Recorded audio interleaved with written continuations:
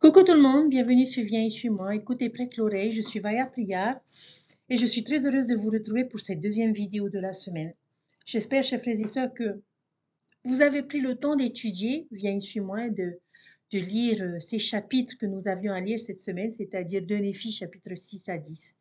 Nous avons vu une première vidéo où nous avons essayé de comprendre euh, le plan de notre Père céleste et notamment le sacrifice expiatoire de notre Sauveur Jésus-Christ dans ce plan.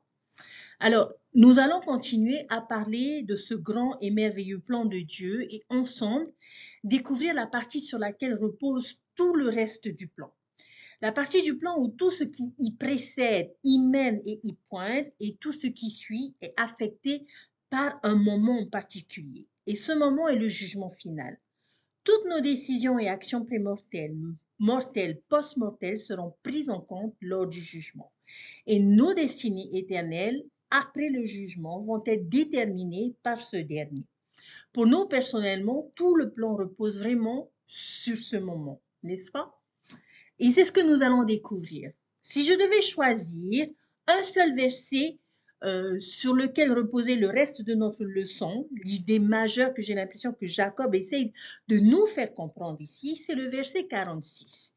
Il y a dans ce verset deux adjectifs qui ont attiré mon attention. Le jugement final peut être pour nous l'une des deux sortes d'expériences. Quels sont les deux mots qui décrivent le mieux ce que pourrait être le jugement final pour nous? Regardez le verset 46. Préparez votre âme pour ce jour glorieux où la justice sera rendue aux justes, le jour du jugement, afin que vous ne reculiez pas dans une crainte affreuse, afin que vous ne vous souveniez pas parfaitement de votre affreuse culpabilité et ne soyez pas contraints de vous exclamer « Saint, saint sont tes jugements, Seigneur, Dieu Tout-Puissant. » Mais je connais ma culpabilité, j'ai transgressé ta loi et mes transgressions sont miennes et le diable m'a gagné de sorte que je suis la proie de son affreuse misère. Alors, avez-vous vu quels sont les deux adjectifs et qui font partie de mon titre? C'est que le jugement final peut être glorieux ou affreux. Ce sont les mots-clés de notre leçon d'aujourd'hui. Nous allons aborder le reste du chapitre en gardant ces deux mots à l'esprit et quel serait selon vous le jugement final? Va-t-il être glorieux ou affreux? Nous voulons que ce soit glorieux, n'est-ce pas? En tout cas, je l'espère. Et Jacob va nous apprendre comment est-ce que cela est possible.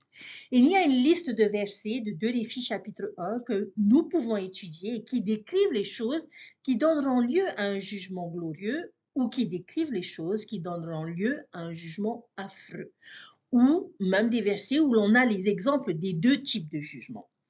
Au fur et à mesure, je vous invite à marquer ces choses de deux couleurs différentes et lorsque nous aurons terminé, j'espère que nous pourrons voir clairement le choix que nous devons faire ou le plan que nous devons suivre pour vous dire que les Écritures nous parlent vraiment de tout. Alors, on va commencer par le verset 14. C'est pourquoi nous aurons la connaissance parfaite de toute notre culpabilité et de notre impureté et de notre nudité. Et les justes auront la connaissance parfaite de leur bonheur et de leur justice, étant revêtus de pureté, oui, du manteau de la justice. Alors, dans ce verset, on va dire que l'on a la catégorie, les deux catégories, glorieux et affreux. Il parle de deux types différents de connaissances parfaites dont nous pourrions faire l'expérience dans la prochaine vie. D'un côté, nous pouvons avoir une parfaite connaissance de toute notre culpabilité et de notre impureté. Alors, qu'est-ce que cela signifie exactement? Je ne sais pas, mais je pense qu'il y a une théorie, mais j'espère honnêtement qu'elle est fausse, mais c'est une possibilité. Cela pourrait signifier que je comprendrai pleinement comment mes actions et décisions injustes ont eu un impact et ont affecté d'autres personnes.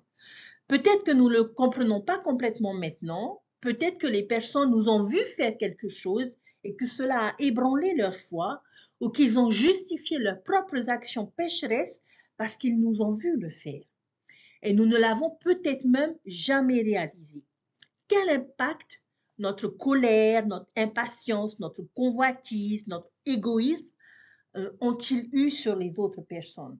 Pouvez-vous imaginer à quel point ce serait horrible de voir complètement et totalement l'impact négatif que notre vie a pu avoir sur les autres. Personnellement, je ne serais pas très fière de voir ces choses-là. J'espère que ce n'est pas ce que cela signifie. Et d'ailleurs, je crois que l'évangile et l'expiation du Christ peuvent couvrir et guérir ce genre de choses et que les personnes doivent être responsables de leurs propres décisions.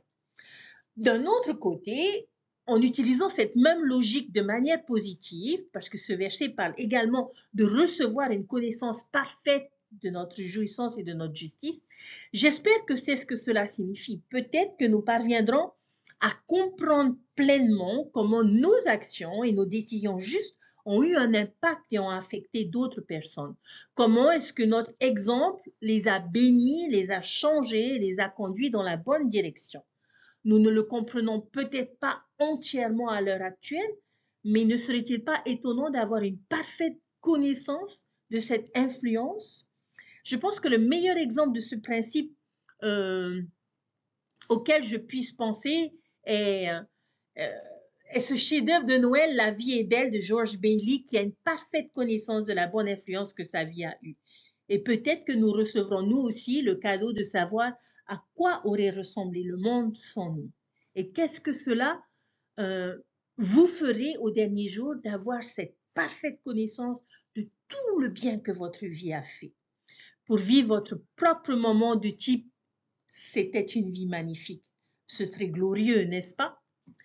Il y a une autre pensée que l'on peut tirer de ce verset 14. Il existe deux options quant à la manière dont nous aimerions comparaître devant Dieu lors du jugement. Nus ou habillés, revêtus de pureté et de la robe de justice. Ne serait-il pas affreux d'apparaître nus devant Dieu? C'est comme ça que nous voulons le rencontrer? Bien sûr que ce n'est que symbolique et non littéral, mais c'est une métaphore assez efficace, ne pensez-vous pas? Comment vous sentiriez-vous? Personnellement, j'aurais honte, je serais gênée, j'aurais envie de me cacher. Les Écritures disent que certains souhaiteront que les montagnes et les rochers leur tombent dessus pour les cacher à la face de Dieu. Parce que lorsque nous péchons, nous souhaitons généralement cacher ces choses, n'est-ce pas, chers frères et sœurs? Nous ne voulons pas que les autres sachent ce genre de choses que nous faisons, nos péchés secrets. Nous ne pouvons pas cacher ces choses à Dieu. Et tout sera exposé au moment du jugement. Ce serait affreux, n'est-ce pas? Ou nous pouvons arriver au jugement revêtus de pureté et de justice, et c'est ainsi que nous voulons et devrions vouloir paraître devant notre Père céleste, vêtus d'une belle justice. Je sais que il y a l'image de ce grand vestiaire que l'on peut avoir dans le ciel et que chacun de nous a un casier avec notre nom en or dessus. Et à l'intérieur se trouve ce que nous porterons au jugement dernier. Et chaque jour de notre vie, nous tissons des fils dans ces vêtements par notre obéissance, notre sacrifice et notre service. Et si notre vie a été pleine de ces choses, lorsque nous ouvrirons le casier, pour les femmes, eh bien, nous aurons une belle robe et pour les hommes, peut-être un beau costume 3 pièces. C'est ainsi, personnellement, que je voudrais comparaître au jugement dernier, habillée et confiante. Cependant, si nos vies n'ont pas été pleines d'obéissance, de sacrifice ou de service, comme nous pourrions être horrifiés de voir ce que nous allons porter ou ne pas porter. Espérons que nous puissions nous approcher du trône de notre Père Céleste entièrement revêtu de pureté et de justice. Une autre façon de voir les choses est à travers le prisme de l'histoire d'Adam et Ève. Eux aussi ont eu honte après avoir mangé du fruit défendu et cherché à se cacher de Dieu, à cacher leur nudité. Ils ont également essayé de fabriquer leur propre couverture, leurs propres habits avec des feuilles de figuier, ce qui n'était pas une couverture très efficace parce qu'elle finit par se sécher et pourrir. Et ils ont confessé leur acte à Dieu, se sont tournés vers lui et ont été pardonnés. Et Dieu leur a donné une meilleure couverture pour leur nudité et leur a donné des habits de peau et il les a habillés. C'est un symbole de l'expiation. Un animal a été sacrifié pour fournir une couverture et cet animal était l'agneau de Dieu, Jésus-Christ notre Sauveur. Il nous a permis d'être vêtus de pureté même si nous aussi nous mangeons parfois du fruit défendu. Verset 18. Mais voici les justes, les saints du Saint d'Israël, ceux qui ont cru au Saint d'Israël, ceux qui ont enduré les croix du monde et en ont méprisé la honte, hériteront le royaume de Dieu qui a été préparé pour eux dès la fondation du monde, et leur joie sera pleine à jamais. Jugement glorieux, pour qui? Ce sont les choses que nous devons faire pour que le jugement soit glorieux. Croire au Saint d'Israël, supporter les croix du monde et mépriser la honte. Nous devons croire et développer la foi en notre Sauveur Jésus-Christ et nous devons endurer les croix du monde. Il est important, chers frères et sœurs, que nous comprenions que nous devrons les porter. La gloire n'est pas encore venue. Sur le chemin étroit et resserré du Christ, nous rencontrerons des croix. Et la seule façon d'avancer est de les ramasser et de les transporter. Et la croix de tout le monde n'est pas la même.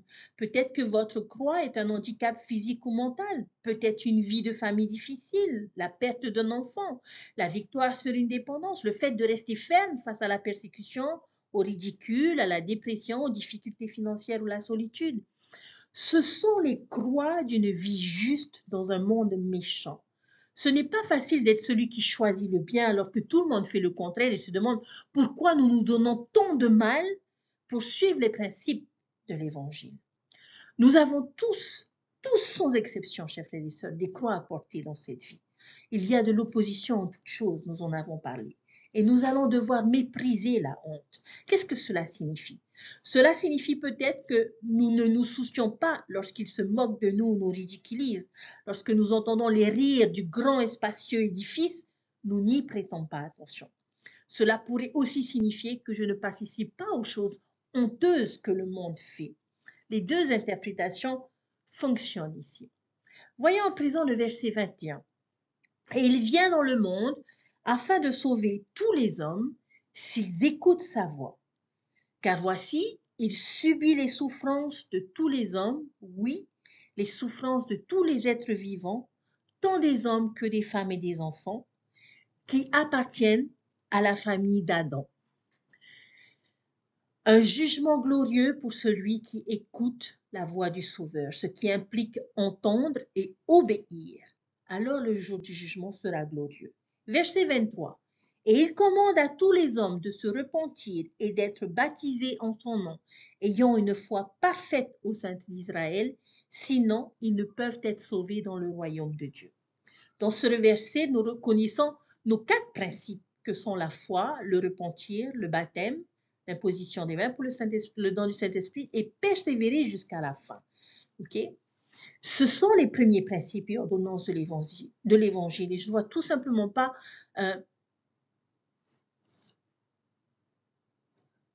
nier que c'est le chemin que le Seigneur nous a donné vers un jugement glorieux, vers la gloire. Verset 24. Et s'ils ne veulent pas se repentir et croire en son nom et être baptisés en son nom et persévérer jusqu'à la fin, ils seront damnés.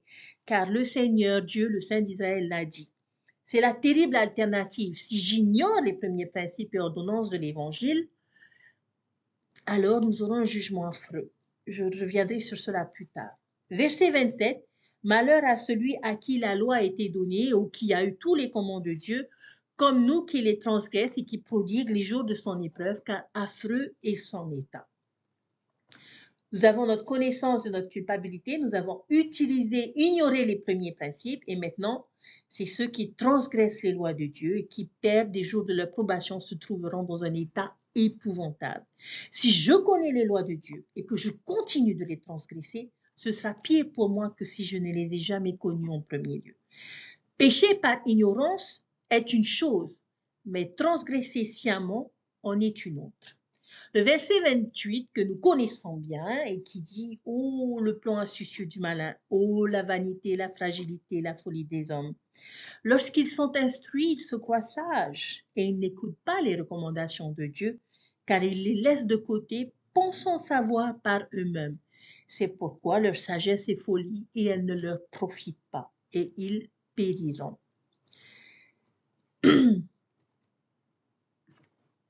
N'écoute pas les recommandations de Dieu. Instruits mais imprudents, ce sont les personnes qui sortent et lisent tous les livres qui leur tombent sous la main, développent leur esprit, obtiennent des diplômes, approfondissent les connaissances académiques et intellectuelles. Et au milieu de cette quête de connaissances, ils perdent leur humilité et leur respect pour les conseils de Dieu. C'est une façon de perdre les jours de notre probation. Par contre, n'oublions pas qu'au verset 29, on nous dit qu'être instruit est une bonne chose si on écoute les recommandations de Dieu. Dieu aime que nous soyons instruits. Il aime l'éducation spirituelle, laïque et l'utilisation de notre esprit au maximum de nos capacités. Alors, apprenons tout ce que nous pouvons, mais conservons la sagesse. Et la sagesse dicte d'écouter les conseils de Dieu. Maintenant, je vais regrouper des versets, les versets 30 à 38, parce qu'ils sont tous horribles. Ce sont les malheurs de 2 Néphi 9, où nous trouvons ici une liste d'attitudes et d'actions horribles qui conduisent à un terrible jour du jugement. C'est mettre son cœur dans la richesse, c'est refuser d'entendre les conseils de Dieu, c'est refuser de voir la sagesse de Dieu, c'est endurcir son cœur, c'est le mensonge, le meurtre, le péché sexuel, l'idolâtrie, et par-dessus tout, le refus de se repentir de ces choses que nous pouvons. Eh bien, ces personnes resteront dans leur péché et connaîtront un jugement affreux. Et le verset 39, et j'aime beaucoup ce dernier qui dit « Ô mes frères bien-aimés, souvenez-vous qu'il est affreux de transgresser contre ce Dieu saint et aussi qu'il est affreux de céder aux séductions du malin. Souvenez-vous, l'affection de la chair, c'est la mort et l'affection de l'esprit, c'est la vie éternelle. » Ce verset entre dans la catégorie des deux jugements, glorieux ou affreux. Il existe deux types d'esprit que nous pouvons avoir et développer. L'esprit charnel ou l'esprit spirituel. Si j'ai un esprit charnel, cela me mènera à la mort spirituelle. Si j'ai un esprit spirituel, cela me mènera à la vie éternelle. Avez-vous entendu parler du cerveau droit ou du cerveau gauche? Eh bien, voici une dynamique similaire. Un esprit charnel ou un esprit spirituel. Et le roi Benjamin va parler de ces deux faces que nous avons tous en nous, sans exception. Et parle de l'homme naturel et de l'homme saint. L'individu à l'esprit charnel recherche toujours à plaire et à renforcer l'homme naturel. Céder à la luxure, l'avidité, la paresse et l'orgueil, ils veulent ce qu'ils veulent maintenant et cèdent constamment aux attraits de celui qui est rusé. Alors que l'homme à l'esprit spirituel cherche à plaire et à renforcer le saint ou l'esprit qui est en lui. Il s'efforce d'atteindre la pureté, l'humilité, l'obéissance et le sacrifice. Lequel des deux cherchons-nous le plus à plaire? C'est horrible, c'est affreux d'avoir un esprit charnel, mais c'est glorieux d'avoir un esprit spirituel. Chers frères et sœurs, vous pouvez voir comment nous pourrions passer beaucoup de temps à approfondir chacun des versets de ce chapitre, parce qu'ils sont tellement bons, mais j'aimerais que l'on fasse quelques-uns rapides, mais je ne vais pas lire les versets. Dans le verset 40, on nous dit qu'il est horrible d'injurier la vérité, mais qu'il est glorieux d'aimer la vérité. Dans le verset 45, que c'est glorieux de se débarrasser des chaînes du diable et de venir à Dieu, le rocher de notre salut. Dans le verset 49, on nous dit que c'est glorieux de rejeter le péché et de se réjouir de la justice. Comme Jésus nous l'a enseigné dans le sermon sur la montagne, nous voulons avoir faim et soif de justice. Le verset 51 pourrait être les deux types d'expériences. La première nous parle de quelque chose d'affreux que nous pouvons faire, qui est dépenser de l'argent pour les choses qui ne valent rien et travailler pour des choses qui ne peuvent satisfaire. Une excellente description des marchandises du monde. Mais si j'écoute, si je me souviens, si je viens, si je me régale et si je me réjouis, mon état peut être glorieux. Et j'aime la façon dont il dit « Laissez vos âmes se délecter de mes succulents ». Dans la plupart des domaines de la vie, nous voulons faire preuve de retenue et de prudence, mais il y a un domaine auquel nous sommes encouragés à nous adonner, et ce sont les choses de Dieu. C'est comme si on nous disait « Allez, vas-y, goinfre-toi d'évangile, grossis avec l'évangile, remplis ton assiette, régale-toi jusqu'à ce que tu deviennes spirituellement obèse. » C'est une sorte de mets succulent glorieux. Mais si je limite spirituellement mes calories et me prive des choses de mon Dieu, je suis un personnage spirituel, mais je connaîtrai un jugement affreux. Le verset 52 s'ajoute à notre liste. Souvenez-vous, priez, remerciez, réjouissez-vous. Maintenant, je pense que cela suffira, sachant qu'il y a plus dans ce chapitre. Mais je pense que j'ai essayé de couvrir suffisamment de versets pour que le point ou la décision soit claire, chers frères et sœurs. Nous ne pouvons pas tout inclure ainsi. Mais pour résumer en une courte déclaration, j'aime reprendre l'idée que nous avons vue au verset 39 et je pense que ce verset résume toutes les actions et attitudes que nous venons d'étudier. Si j'ai un esprit charnel, mon jugement final sera terrible. Si j'ai un esprit spirituel, mon jugement final sera glorieux. Une question de réflexion à laquelle nous devons réfléchir. Si le jugement final avait lieu demain, serait-il glorieux ou affreux pour nous? Si nous avons peur que ce jugement soit horrible, rassurez-vous, chers frères et sœurs, ce n'est pas demain. Nous avons encore le temps. Nous pouvons faire encore des changements. Les jours de notre probation ne sont pas encore terminés. Alors, ne les gaspillons pas. Nous pouvons compter sur la résurrection et l'expiation de Jésus-Christ qui peuvent nous sauver du monstre de la mort et de l'enfer.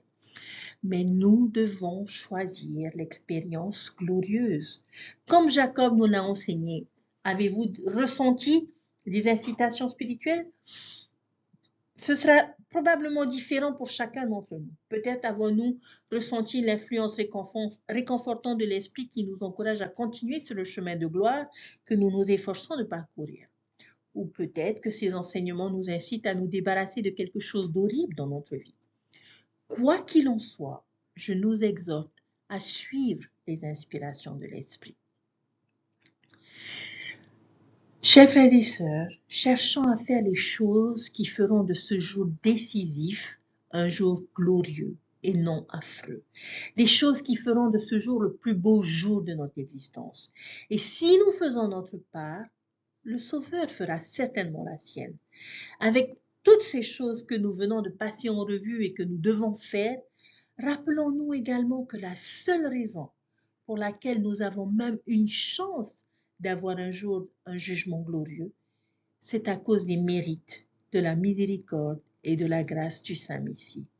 Et j'espère que nous pourrons dire avec Jacob, ô la sagesse de Dieu, sa miséricorde et sa grâce, ô quelle grande bonté de notre Dieu, ô combien grand le dessein de notre Dieu, ô la grandeur et la justice de notre Dieu. Ô la grandeur de la miséricorde de notre Dieu. Ô combien grande est la sainteté de notre Dieu. Et peut-être que la meilleure façon de terminer cette discussion serait avec les paroles d'adieu de Jacob au chapitre 10, les versets 23 à 25, et qui dit ceci. C'est pourquoi que votre cœur prenne courage et souvenez-vous que vous êtes libre d'agir par vous-même, de choisir le chemin de la mort éternelle ou le chemin de la vie éternelle. C'est pourquoi, mes frères bien-aimés, réconciliez-vous avec la volonté de Dieu et non avec la volonté du diable et de la chair. Et souvenez-vous, lorsque vous serez réconciliés avec Dieu, que ce n'est que don et par la grâce de Dieu que vous êtes sauvés.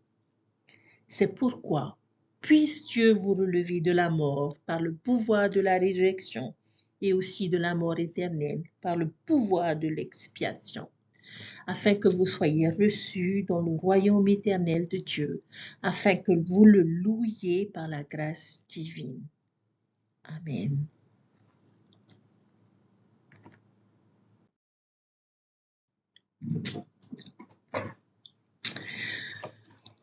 Chers frères et sœurs, après tout ce que nous venons de voir, nous pouvons trouver de la joie. Ce sont les derniers jours. Aucun d'entre nous ne devrait donc être surpris de voir s'accomplir les prophéties. De nombreux prophètes, notamment Ésaïe, Paul, Néphi, Mormon, ont prévu que des temps difficiles viendraient, qu'à notre époque, le monde entier serait en tumulte, que les hommes seraient égoïstes, insensibles, aimant le plaisir plus que Dieu, et beaucoup deviendraient des serviteurs de Satan qui soutiennent l'œuvre de l'adversaire. Effectivement, vous et moi luttons contre les princes de ce monde des ténèbres et contre la méchanceté spirituelle. Mais le message de Jacob, chers frères et sœurs, reste un message de joie. Il a déclaré, « Je vous dis ces choses afin que vous vous réjouissiez et leviez la tête à jamais. » Dans les versets suivants, Jacob nous donne les choses qui peuvent réjouir notre cœur. Dans les versets 20 et 23 à 25 que nous avons vus un peu plus tôt, Et maintenant, mes frères bien-aimés, étant donné que notre Dieu miséricordieux nous a donné une si grande connaissance à ce sujet, souvenons-nous de lui et délaissons nos péchés et ne gardons pas la tête basse, car nous ne sommes pas rejetés. Néanmoins, nous avons été chassés du pays de notre héritage, mais nous avons été conduits dans un pays meilleur, car le Seigneur a fait de la mer notre sentier, et nous sommes dans une île de la mer.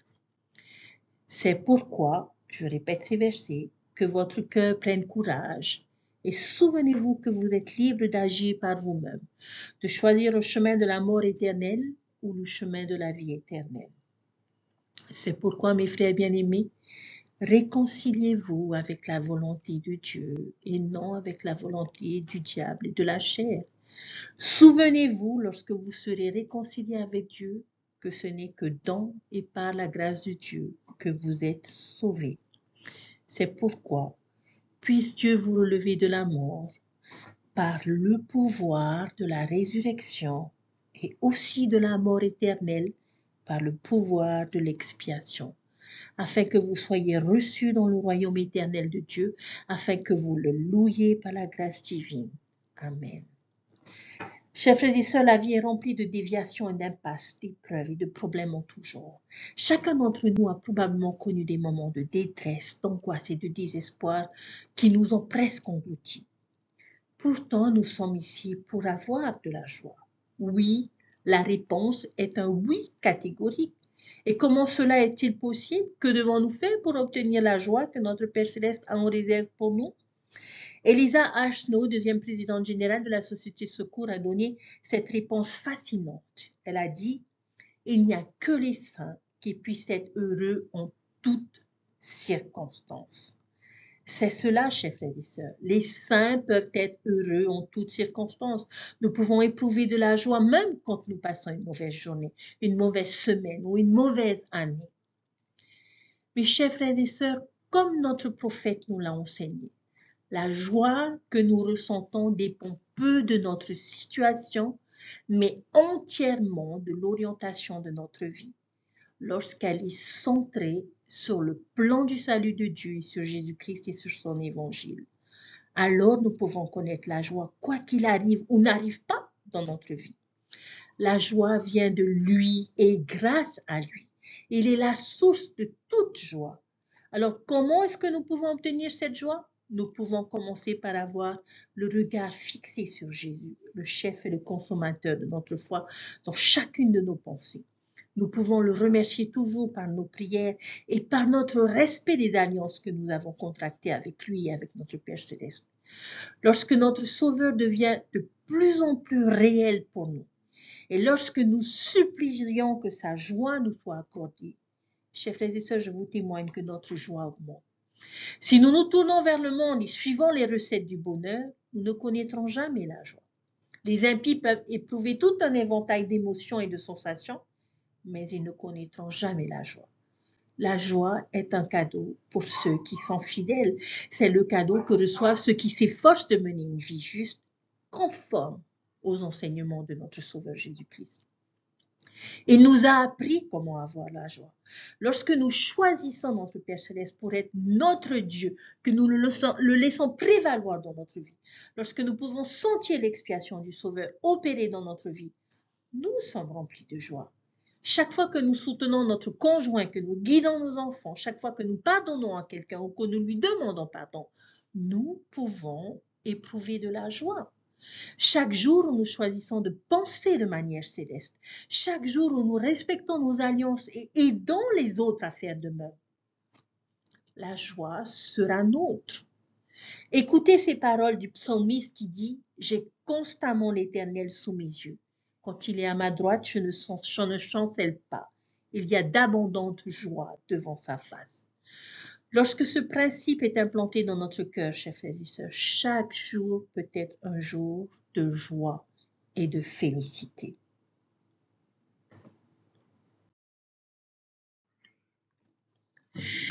Chers frères et sœurs, je témoigne avec toute la force de mon âme que si vous mettez Jésus-Christ au centre de votre vie, vous trouverez de la joie dans votre situation, quelle qu'elle soit.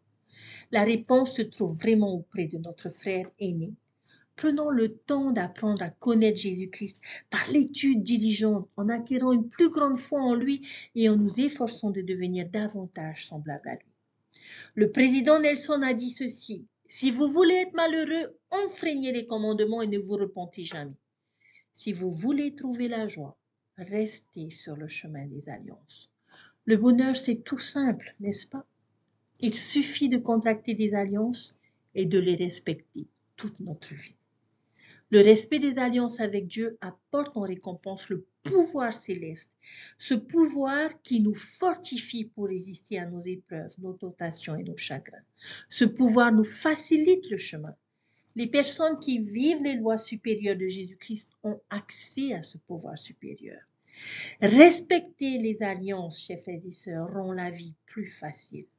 Chaque personne qui contracte des alliances dans les fonds baptismaux et les temples et qui les respecte bénéficie d'un accès au plus grand pouvoir de Jésus-Christ. Chers frères et sœurs, si vous voulez être heureux, restez sur le chemin des alliances. Votre vie sera plus facile, plus heureuse et remplie de joie. Notre Sauveur nous lance cette invitation. Venez à moi, vous tous qui êtes fatigués et chargés, et je vous donnerai du repos. Il est notre Sauveur. Il porte nos fardeaux et rend notre vie plus facile. Et j'en témoigne au nom de Jésus-Christ. Amen. Je vous souhaite à chacun d'entre vous, chers frères et sœurs, un merveilleux week-end, une bonne fin d'études.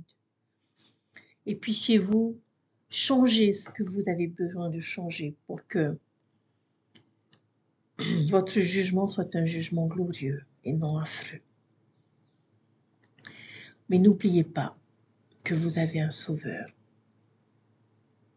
Gardez les yeux rivés sur lui, sur son évangile, sur les principes. Apprenez à le connaître jour après jour à travers votre lecture des Écritures. Et je vous promets qu'en le faisant, vous trouverez effectivement de la joie. Et nous serons les gens les plus heureux en toutes circonstances. Je prie pour que vous trouviez cette joie. Je prie pour que vous soyez heureux. Parce que nous avons ce qu'il y a de plus beau et de plus cher dans notre vie. Un Sauveur et son évangile. Prenez soin de vous, chers frères et sœurs. Je vous dis à la semaine prochaine pour de nouvelles études. Bye!